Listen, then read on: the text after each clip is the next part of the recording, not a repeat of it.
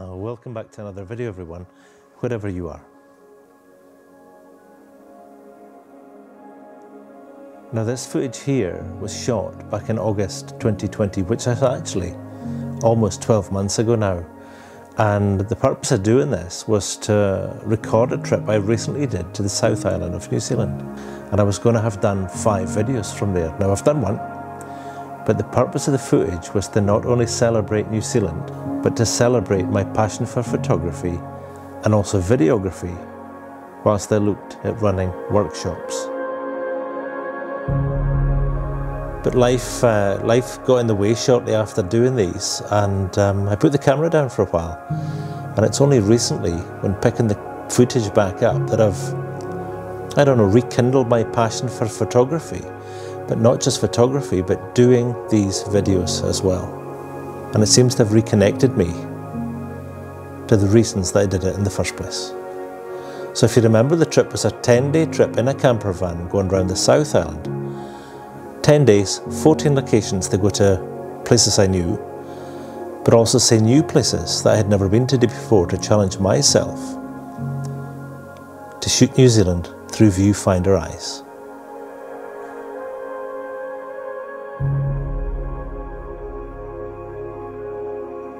Now, if you remember, this here was Lake Matheson on the west coast of the South Island, and leaving here, this was the first video I did, I had an 8.5-hour drive to get to my next location, which is here.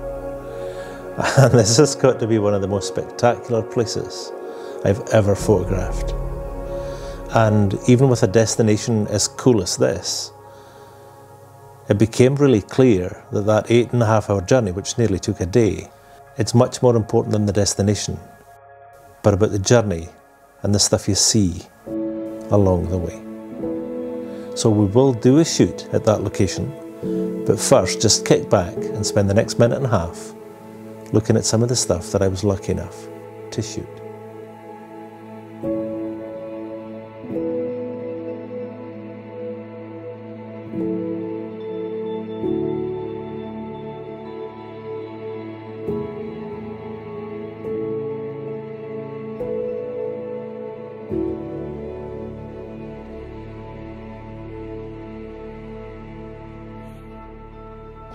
That's really cool. I've really struggled on this trip because I've actually tried to do too much. And in trying to do too much, it's really questioned what I'm trying to do with this trip. And it's been really stressful.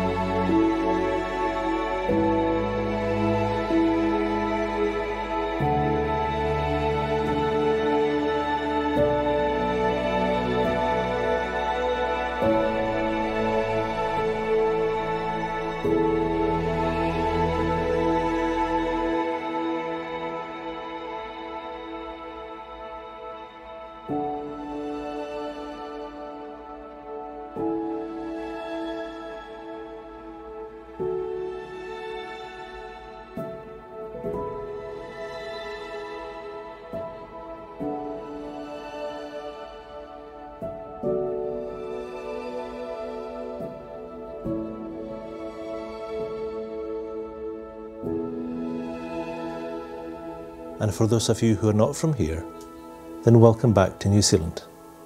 And this video, well, this one is never miss an opportunity, no matter what. And this, well, this is Mount Cook National Park. Okay.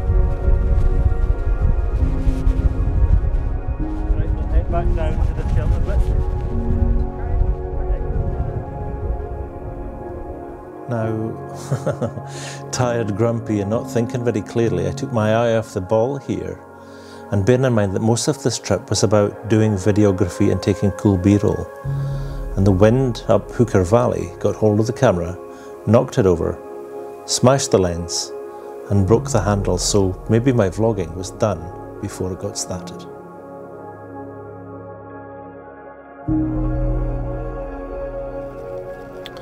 Morning everyone. I haven't slept and it's some ridiculous hour in the morning. I haven't slept because I've been stressed about all I'm trying to do on these videos and this trip, but rather than do less, I'm going to do another vlog this morning. Now the vlog this morning is going to be shot on an iPhone because I had a disaster yesterday trying to shoot in the stormy weather up Hooker Glacier last night, and as I was shooting some videos for some B-roll, the wind came through the Hooker Valley and knocked the camera over and it smashed the lens. So this vlog is back to iPhones, I'm afraid. So where I'm going is I'm heading to Tasman Glacier, and I'll explain more about Tasman Glacier on the way there. Alright. Now Mount Cook National Park is nestled in amongst some of the highest mountains in New Zealand, up to 3,700 metres, and a short drive from Mount Cook village there's two glaciers, which is Tasman Glacier and Hooker Glacier on the other side of the mountain. This location is stunning, and today, well, the sky shows some promise, which is why I'm keen to get there. So I'm walking in to Tasman Lake, and Tasman Lake's formed by Tasman Glacier that runs off Mount Cook. And where I'm heading is up a path over the top of a ridgeline and down a scree run down towards the river, and it's the river mouth I'm heading to. And normally we would have icebergs by the mouth of the river. But the temperature's been unseasonably hot this year, and there's hardly been any snow. Snowline would usually sit 700 metres here, but it's currently sitting at about 2,000 metres. So I'm not quite sure what I'll get here. But I'm going to put this phone down and concentrate because it's actually still quite dark.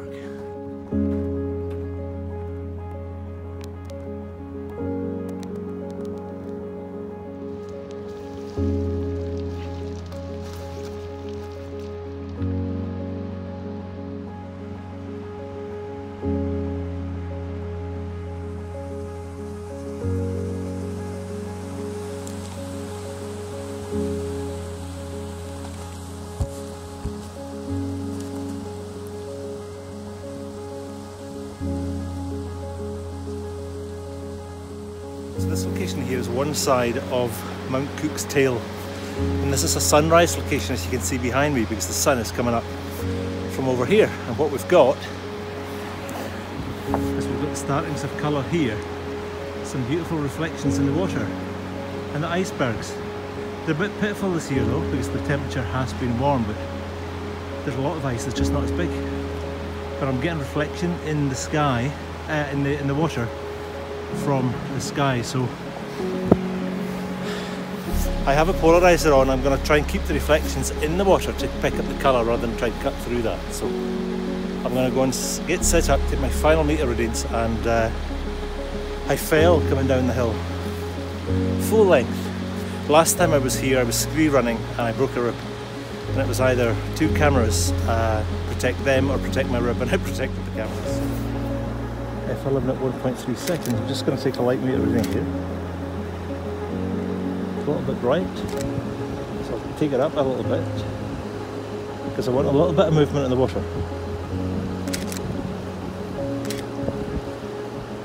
That's beautiful colours. And again, I'll underexpose this a little bit and just lift all of the shadow detail from it. It's 50%.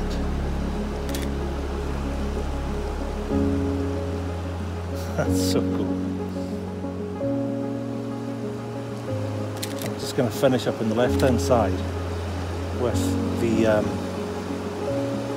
mountain, the tallest mountain here, with the bands of colour going across the sky. I'm just going to wait for a little bit because these peaks up here should catch the morning glow, which is why this is a sunrise location, as should this peak up here as well. But there's some beautiful aqua colours in this water here. It's really, really nice.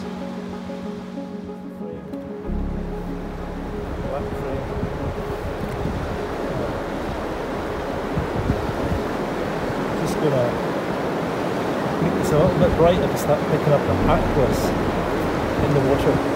Here's the colour now. And this is why I do this, because look at what we've got. We've got these colours in the water. We've got the peak now in magenta. It's actually magenta, not seeing it magenta there. And this is just incredible. This is why I do landscape photography. To stand here and watch this sunrise coming up over a glacier-filled Glacial Lake. Doesn't get much better than this. Look at that.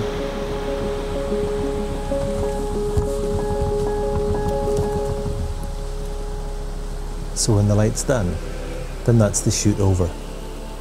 And an hour or so after a shoot that magnificent this morning, it's a great time to reflect and just reminisce about what we've just witnessed and what we've been part of, particularly in a world-class location like this. And a good reminder for me that I'm a really lucky boy getting to photograph this stuff with relative ease living in New Zealand.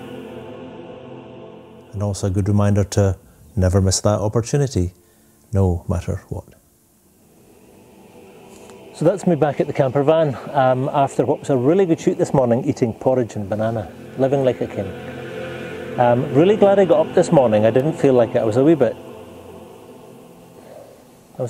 low after yesterday's disaster with the camera, so didn't feel like it today. But today, that experience there was well worth getting up. That was incredible to look at, and a good reminder that early sunrise shoots are worth it. Really, really worth it. Met a couple of other nice people down there as well, which is really, really cool. It was really cold down there though. I was there for about an hour, and the downdrafts coming off the mountains, off the glacier, off the lake, which is full of icebergs, and past me, so got quite cold, probably about -2 degrees there, and the water was still freezing over. And I did wash my face in the glacial water, which was a bit of a mistake. So I'm going to leave you with these photographs at the end, and I'll leave you with, you keep shooting, you have fun, get up for a sunrise, and just enjoy it. Take your time and just enjoy what's going on around you.